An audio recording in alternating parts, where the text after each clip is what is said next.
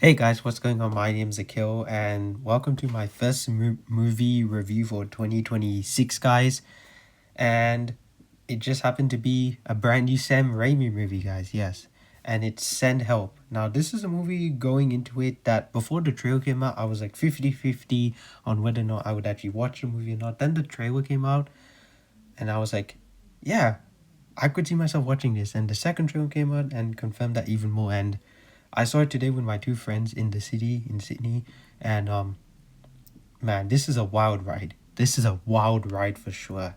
You know, I just went in wanting a fun survival movie, and I got that, but also some other crazy shit happens in this movie. So let's just jump right into this review, guys. And honestly, to start off with, for my pre-rating score, I'm gonna say that Send Help is a good movie, guys. I actually enjoyed myself watching this movie overall. So in terms of the story, basically, Dylan O'Brien's character plays Rachel McAdams' character, her boss, and they're on a plane going somewhere, and the plane crash lands on an island, and they have to survive. That's pretty much what I can really say without getting into it too much. And crazy shit happens on the island. And if you've seen Sam Raimi's horror films, which I'm gonna be honest, I haven't, they don't really interest me. I've only seen the Spider-Man trilogy, Doctor Strange in Multiverse of Madness, and Oz the Great and Powerful.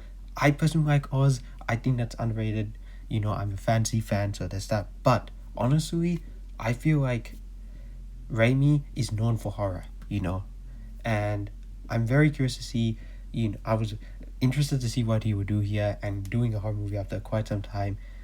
Yeah, it from what I can tell, this definitely feels like its style. Even though like the Spider-Man films and also Great Powerful Multiverse of Madness aren't really like horror movies. They have horror-esque elements in them, which I do appreciate. And they do have jump scares and stuff. Like this movie definitely has jump scares, but not to like a crazy extent.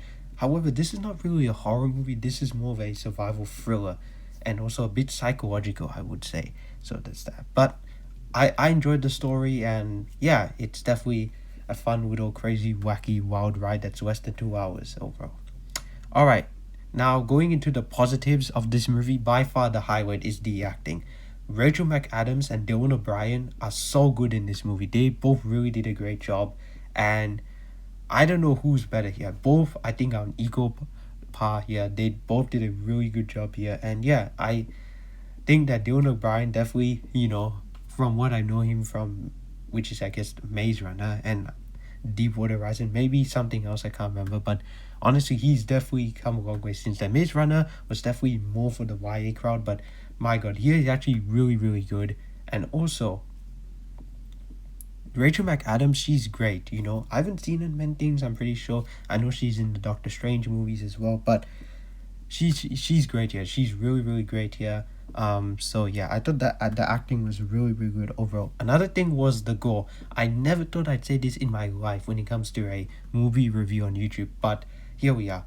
I love the use of gore in this movie. It just adds so much to it. It makes it more wild and crazy and all that. If it was just a bit of blood but not too much, I don't think it would have fit. But the extra use adds on to it. It somehow makes it more realistic in a way, I would say. But yeah, I love the use of gore. I think it works very, very well. Shout out to the guys that were involved in that department as well. And then Wacky Ross is the directing. I mean, Raimi just has a way of directing certain shots. Like, it feels like if someone else directed this movie, it would not have it. Like, not Ron Howard, Rob Zemeckis made the movie Castaway. That was Zemeckis, right? Yeah. Rob Zemeckis made Castaway with Tom Hanks. It came out in the year I was born, 2000. And man, like, it feels like if he directed this movie, it would not have landed. I'm so glad Sam Raimi directed this, because it definitely feels like, from what I've heard and what I've seen personally, the style of Raimi overall. I mean, even Danny Elfman's score is there too. He loves working with Danny Elfman, so there's that.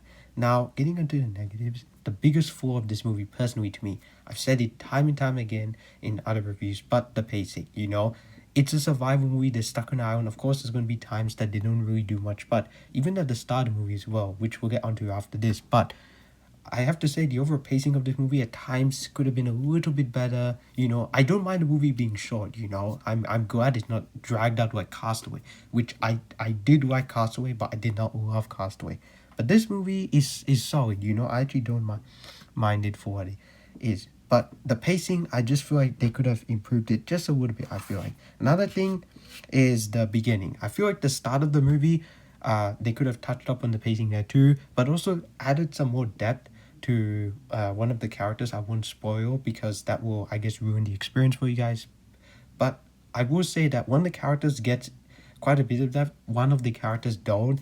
And if you watch the movie, you probably know which one it is. And then what you ask for negatives is some humor. Sometimes the humor for me just wasn't landing. Maybe it's my own personal taste when it comes to humor and what I find funny, what I don't. Like there were people in the cinema laughing. I just felt like keeping a straight face. I don't know what it is, but there are times the humor does feel like it's stretching out a bit too much, like the dark humor or that some parts feel a bit exaggerated. I can't lie when you're meant to laugh, and I'm like, okay, you got to tone it down a bit. But apart from that, I had a good time with this movie. I would recommend it. I'm sure you guys are gonna have fun. If you watch this movie. I don't get the 93% rating on Rotten Tomatoes, but I get the rating on IMDb 7.1. That makes a lot more sense. That's why I prefer IMDb over Rotten Tomatoes. That's just me though. Although Rotten Tomatoes does have audience scores. But guys, overall, Send Help was enjoyable. I had a good time with it.